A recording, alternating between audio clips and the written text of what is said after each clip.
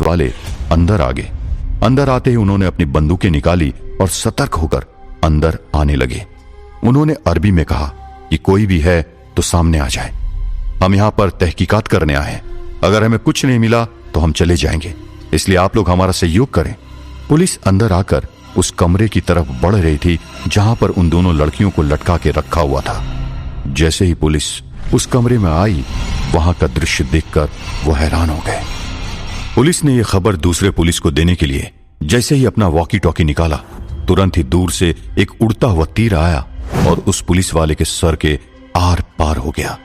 ये देखकर बाकी की पुलिस घबरा गई और उन्होंने बेलगाम गोलियां चलाना शुरू कर दिया।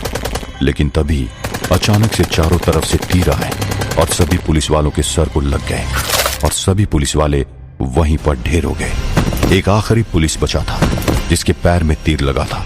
वो रेंग कर वहां से बाहर भागने की कोशिश कर रहा था, लेकिन तभी छाया वहां से बाहर निकली और उसने उस पुलिस वाले के छाती के ऊपर पैर रखा और उसके हाथ में रहे हथौड़े से उस पुलिस वाले के सर पर वार कर दिया। उस पुलिस वाले का सर उसी वक्त फट गया और उसकी मृत्यु हो गई। जब सभी पुलिस वाले मर गए तो मुस्तफा वहां से बाहर आया और उसने कहा, यह सब कैसे किया तुमने? छाया ने कहा, मैंने कहा था ना कि अगर इब्लिस ने हमारी मदद नहीं की तो मैं नाराज हो जाऊंगी, तो उसी ने हमारी मदद की है। मुस्तफा हैरान हो गया और उसने कहा, लेकिन यह कैसे हो सकता, यह कैसे मुमकिन है? छाया उसकी तरफ मुड़ी और उसने कहा, सुल्तान जहान का इस तरह घबराना मुनासिब नहीं है।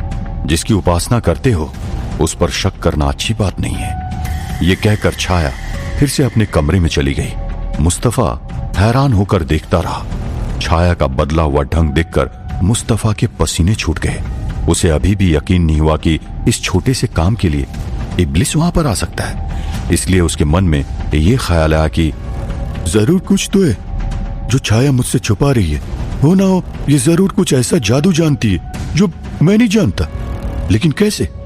इसका सच तो मैं पता करके ही रहूंगा। आखिर ऐसा कौन सा जादू छाया जान चुकी थी जो मुस्तफा नहीं जान पाया था? क्या चल रहा था छाया के दिमाग में? क्यों लगने लगा था मुस्तफा को छाया से डर?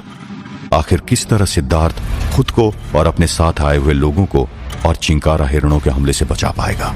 क्या ये सभी मिलकर उस शैतानी बग्गी का राज सुलझा पाएंगे? जानने के लिए सुनते रहिए वीरानगढ़, ओनली ऑन पॉकेट FM।